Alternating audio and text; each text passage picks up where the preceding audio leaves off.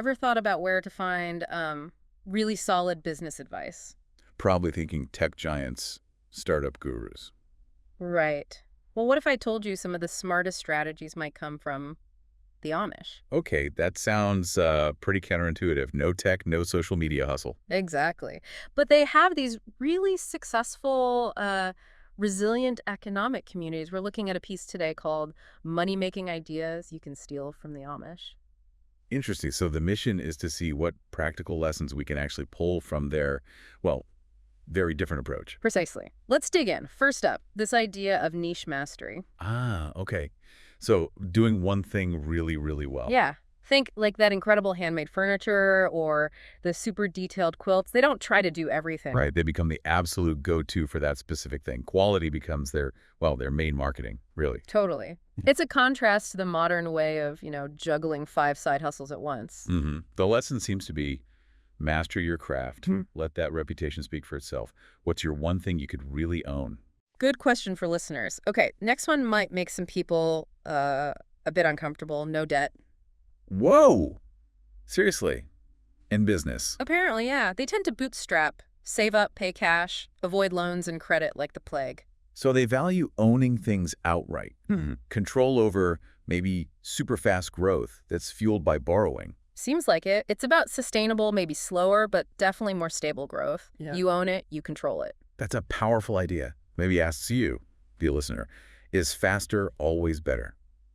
Or is building debt-free a stronger foundation sometimes? Something to think about. Then there's their community economics. How does that work? They actively support each other, buy local from other Amish businesses, share resources, think barn raising, but for everything. Ah, so it's like building a really loyal internal market and support system. Yeah, it keeps the wealth circulating within the community. Translating that, Yeah. it's about cultivating your own tribe, right? Your loyal customers, your network, people who support you. Exactly. Mutual support, not just transactions. Okay, and this one is huge today. Avoiding distraction. Makes sense, given the lack of smartphones and constant pings. Right. No endless scrolling, no comparing yourself to curated online lives.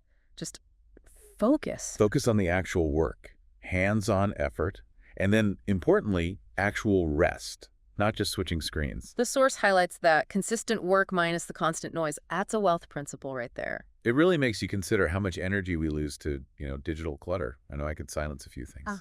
Okay. How do you apply this without, selling your car for a horse? Yeah, it's not about becoming Amish. It's about the principles. Maybe it's focusing hard on that one main income stream first before adding more. Could be. Or being really intentional about not taking on debt for a new venture, even if it means starting smaller. And consciously building that community around your work, Yeah. serving them well. And maybe, just maybe, scheduling some actual deep work time. Phone off, notifications silenced. Prioritizing value over just being visible. It boils down to focus, skill, patience. Mm. Sounds simple, but hard to do. But powerful. The piece suggests this combo skill, consistency, community, focus. It just works.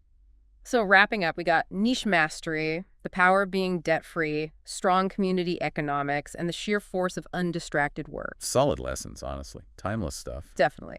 And here's a final thought to chew on. In this crazy, noisy, fast world we live in, could the most radical, most innovative path to success actually be slowing down and embracing these kinds of simple, focused principles? Could simplicity be the ultimate competitive advantage?